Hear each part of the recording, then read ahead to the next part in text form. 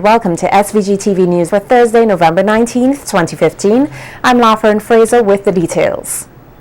Hundreds of Vincentians turned out at the construction site of the Argyle International Airport site today to witness a test flight conducted by officials of the Eastern Caribbean Civil Aviation Authority, or the ECCAA. The testing, which started in the morning from the E.T. Joshua Airport at Arnisvale, ended with a landing of 4 small aircraft on the airstrip at the Argyle International Airport site, with Prime Minister Dr. Ralph Gonsalves and other government officials on board. At a media briefing after the landing, addresses were made by the officials of the ECCAA and government officials, with a feature address delivered by Prime Minister Dr. Ralph Gonsalves. In his address to the gathering, Minister of Tourism Cecil Sesmaki said the construction of the Argyle International Airport is to improve the standard of aviation in this country, noting that arrangements are being made to have international flights come to this country through the engagement of various airline companies. Pilot Jonathan Palmer, with over 40 years flying to this country, and Everett Best, with over 30 years, dispelled fears about the crosswinds factor and assured persons that they are ready and excited to have the airport fully operational. Chief Executive Officer of the International Airport Development Company, Dr. Rudy Matthias, said while there were naysayers and hurdles, the project is near in completion, and that the people of SVG must ensure the ULP government is returned to office to complete the project. Prime Minister Dr. Ralph Gonsalves said today is a magnificent and emotional day for the government and people of SVG. He thanked the officials of the ECCAA for their service,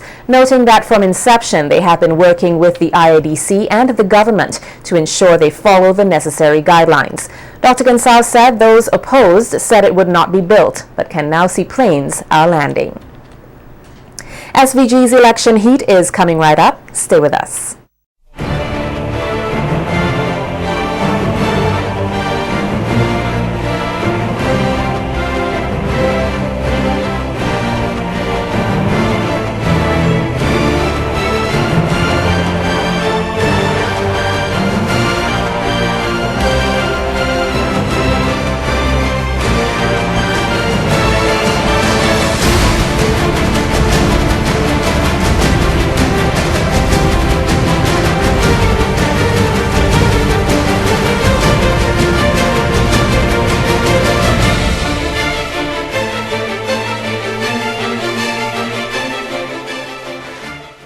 In election heat tonight, the Democratic Republican Party, the DRP, has officially unveiled its 6 candidates who will contest the December 9th, 2015 general elections on the party's ticket. At the launching event last night at the Fountain Gap, members of the public got the first glimpse of the party's candidates on the DRP ticket. The team comprises the party's leader, who will be contesting the West St. George seat, Anissa Batiste, her husband, Calvert Batiste, who will contest the East St. George seat, Karima Paris, candidate for East Kingstown, Aaron Grant, North Central Windward, Wendell Paris, South Leeward, and George Byron, North Windward. Calvert Batiste, the East St. George candidate for the DRP, appealed for the support of Vincentians for the coming elections, noting that the DRP is the only alternative that can give hope to citizens. He also called on Vincentians to vent their frustration with the lack of proper representation from the ULP and NDP by placing their mark on the heart. December 9th, 2015, Vincentians, you must go out to the polls. Do not stay home. We want you, we encourage you, we implore you to go out to the polls and register your vote. Register your X. And you have to register a punishment vote.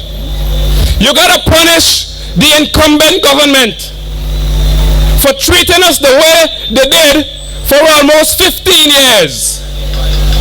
And you have to punish a lazy opposition whose key seem not to be able to open any doors in St. Vincent and the Grenadines anymore. The DRP candidate for East Kingstown, Karima Paris, is confident that she can unseat the NDP's party leader, Arnim Eustace.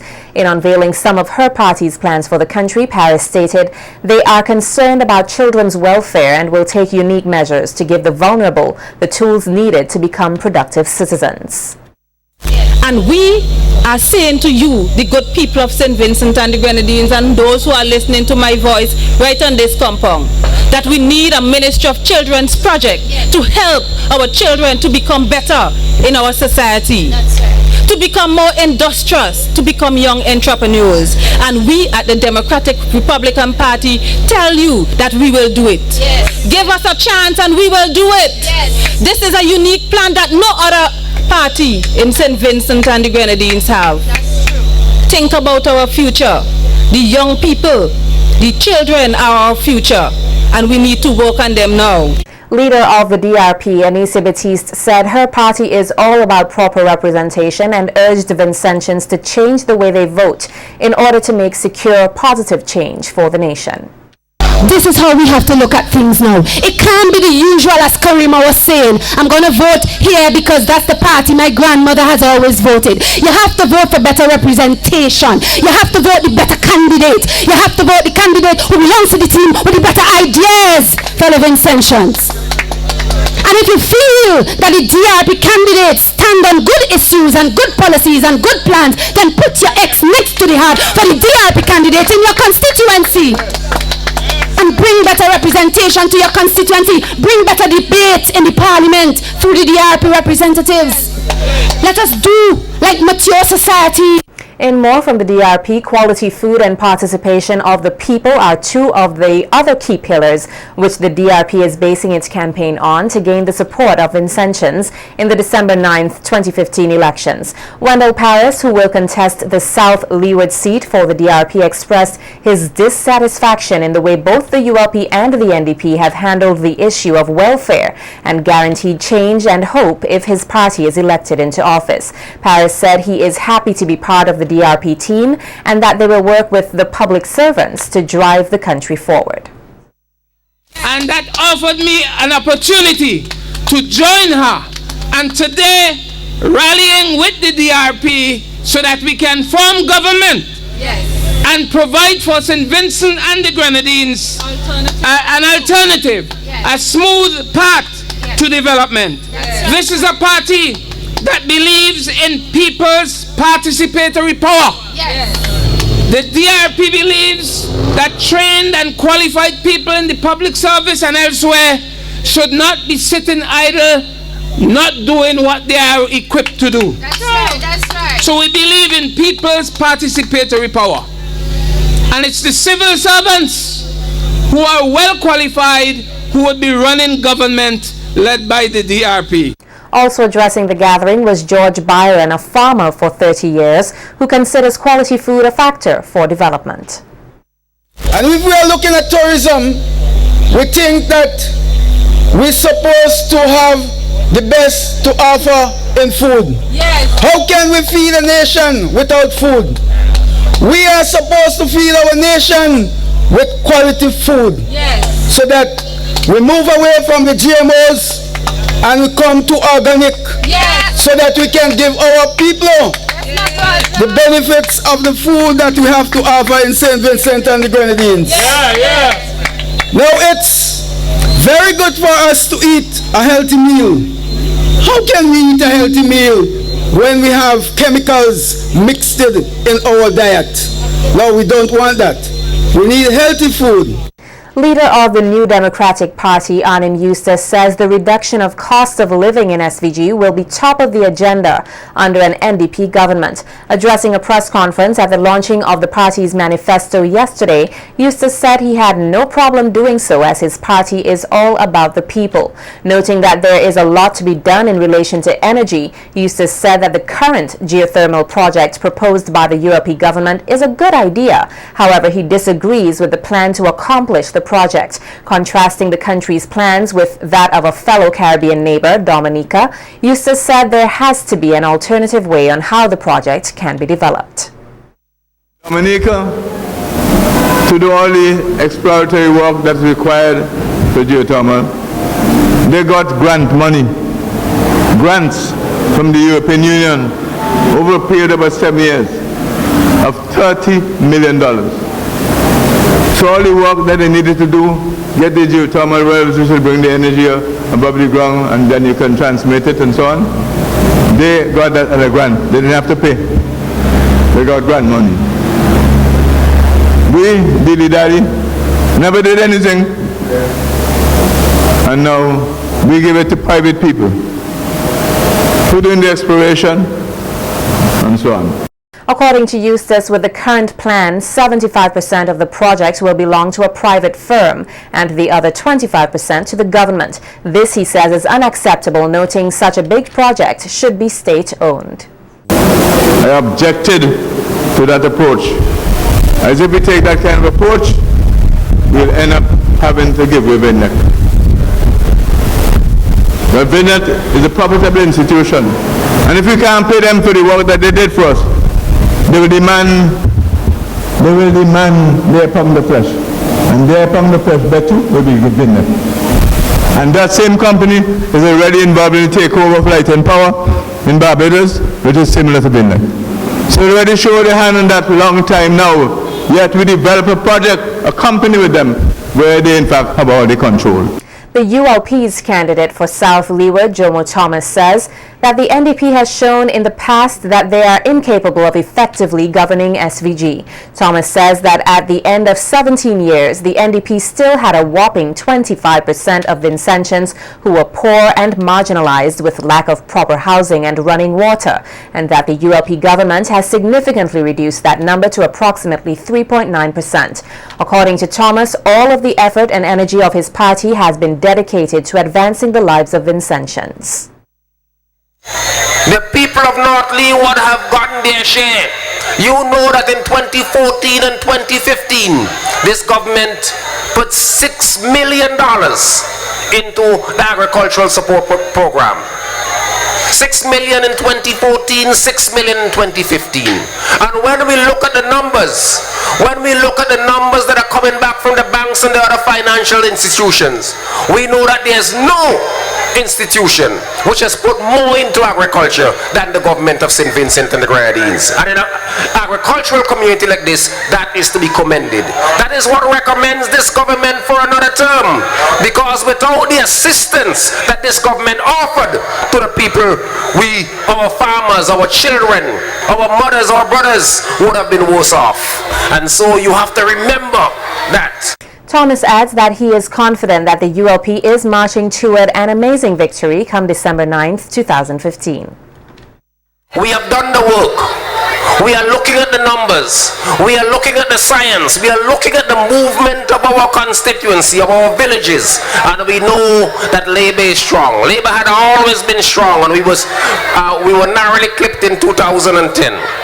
But we are emerging in 2015, and I can tell you, there are so many things that we could throw away if we make the error of voting for the New Democratic Party. We have watched these men over the last 15 years in opposition. And the best thing that we can do for them is to keep them in the opposition. There's no other place for the opposition, New Democratic Party, than the opposition. And there's no better place and no safer place for you than to put your confidence and trust in Ralph Gonsalves and the Unity Labour Party. All we say to you that the fourth term would help to further develop St. Vincent and the Grenadines. With the future in the hands of all Vincentians, the New Democratic Party is out to build a new St. Vincent and the Grenadines. That's according to the NDP's candidate for North Central Windward, Kenroy Johnson, who told supporters at a meeting in Mount Bentinck Bay Road last night that the only way this can be accomplished, is by electing the NDP into office in the December 9th, 2015 general elections. Johnson said Vincentians can clearly see that the ULP government has failed and are now ready for a change. The last 14 plus years is saying they are ready to rebuild. What are they saying to us? It is simply saying that they have mashed it up. They have completely mashed up St. Vincent in every facet, every area of Vincentian life and society. The ULP government has failed. One of the spokespersons of the government was saying something to this effect: that is better we keep the devil we have than to put one there that we don't know about. That again is another admission that they have destroyed this place, because the good book, the Bible, tells us that all the devil comes to do is to do what? To steal, to kill, and to destroy. Labor has virtually destroyed St. Vincent, and they want what? Another term? Another term to do what? Johnson said that in his constituency and SVG on a whole, they have seen the increase of poverty, unemployment, the deterioration of healthcare and agriculture, along with victimization, which he said is a prominent feature of the ULP administration. He said it is very sad that a person's political affiliation determines whether or not he or she gets a job, and gave the assurance that this will never exist under an NDP government. I want to say there is hope. There is hope, because as a people led by the NDP government with its leader, an economist of some worth, somebody who knows his onions as far as development economics is concerned, Anime says he would be leading the charge as we get back onto the path of recovery. We are going to reunite this country. We are going to bring our people together, and we're going to make real the saying, we are one nation, one people. The Unity Labour Party candidate for South Central Windward, Soboto Caesar, is calling on all ULP supporters to look beyond just supporting the ULP, but also aim for building stronger relationships among all Vincentians. While addressing a meeting in the Lourdes community last evening, Caesar told the gathering that the ULP over the past 5 years have provided Vincentians with proper representation, plans and programs, which he is certain will continue once re-elected to office. Tomorrow, I want as many persons in South Central Windward to gather at the site of the Argyle International Airport. It is the largest capital project ever to take place in this country, and you, as a ULP supporter, should be proud of your party for embarking successfully on such a major project. Caesar warned that one of the most serious decisions persons can make is when electing a government to lead a country. He pleaded with his constituents to stay grounded and ensure that the ULP gets a 4th term in office. He also advised persons to elect candidates who can relate to their lifestyles, their struggles, and their situations, so as to foster a government capable of ensuring a better future for the country. I have the knowledge as the other members of cabinet to understand, because we are from the roots. We know there are farmers who are going to the lands who couldn't afford a proper water boots, who wanted a water boots. We know that there are farmers who wanted a spray can, because sometimes when they go borrow a partner's spray can, the partner hiding don't want to lend his spray can. I know that there are farmers who are carrying dull cutlasses to mountain because sometimes they can't afford a file. Comrades, I ain't telling you about something I read in a storybook. I'm telling you about the life I grew up and live in this constituency. I'm a countryman, and I understand the struggles of the farmers. The Electoral Office is refuting allegations made against the office on Tuesday, November 17th this year concerning the registration of Nigerian students resident in St. Vincent and the Grenadines. In a media release issued today, the Electoral Office states that it is aware of the fact that 5 medical students who were born in Nigeria and who have been resident in St. Vincent and the Grenadines for periods ranging from 1 to 3 years were registered in the East Kingstown constituency on November 16th, 2015, and not 16 students as reported in the media. The office says prior to Monday, November 16th, 2015, there are 6 Nigerian medical students who are registered as voters in St. Vincent and the Grenadines. It pointed out that the 6 students are registered as follows: 1 in Mariquah, 1 in East Kingstown, 2 in West St. George, and 2 in East St. George. According to the Electoral Office, the Representation of the People's Act 19 1982, Cap 9, Section 5, Part 1, provides for Commonwealth citizens who are resident in the state for a period of at least 12 months and reside in a particular constituency for 6 months are eligible to be registered as voters.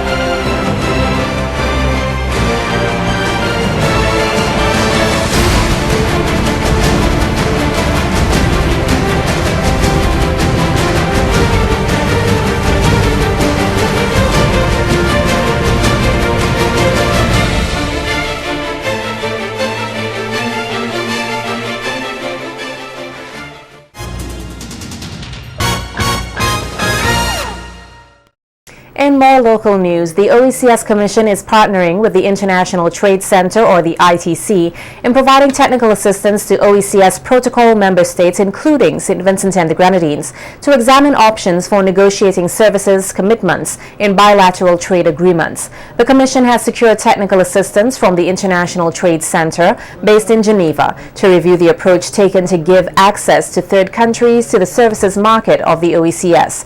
The technical assistance will be provided through consultancy and will involve 7 OECS member states, namely Antigua and Barbuda, the Commonwealth of Dominica, Grenada, Montserrat, St. Kitts and Nevis, St. Lucia, and St. Vincent and the Grenadines. Dr. Natasha Ward, the international consultant attached to this ITC assignment, is scheduled to be in St. Vincent and the Grenadines from the 19th to 23rd November this year to conduct national consultations with relevant stakeholders. The main objective of the technical assistance is to provide OECS protocol member states the necessary assistance which will enhance their abilities to engage in external trade relations by exploring modern methods of negotiating services scheduling.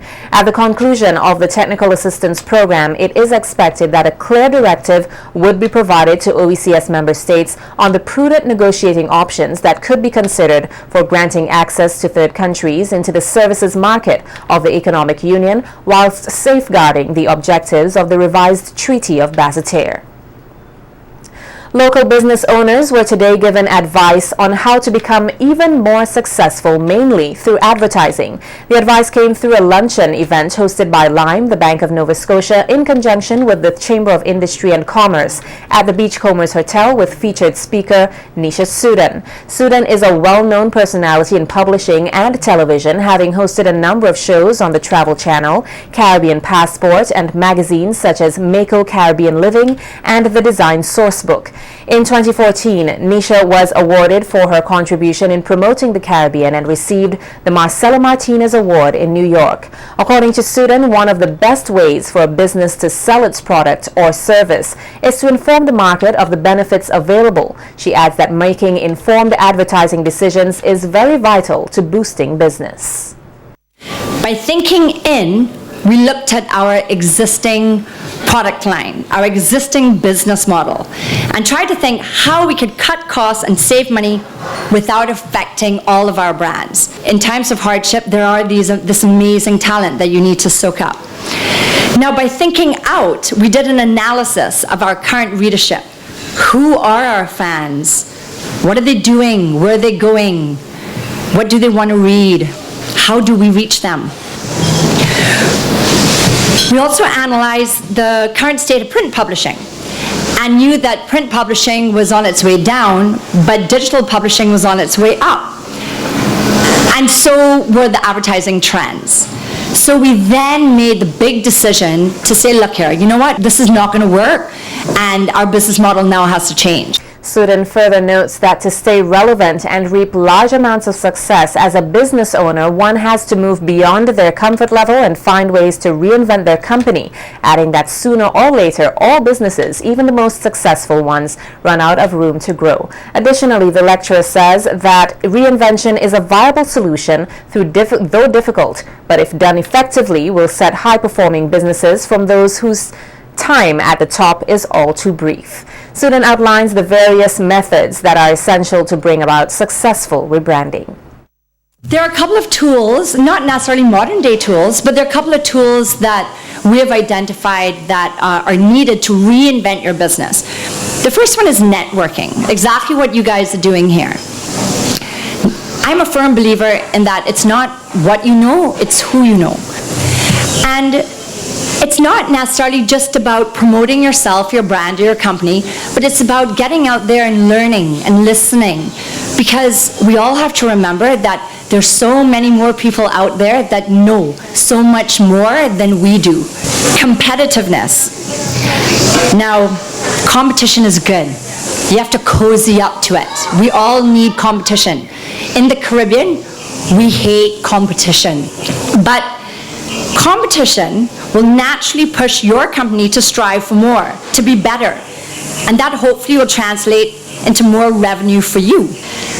And you have to keep ahead of the bell curve and know that someone is always out there looking and waiting to do exactly what you're doing, but better.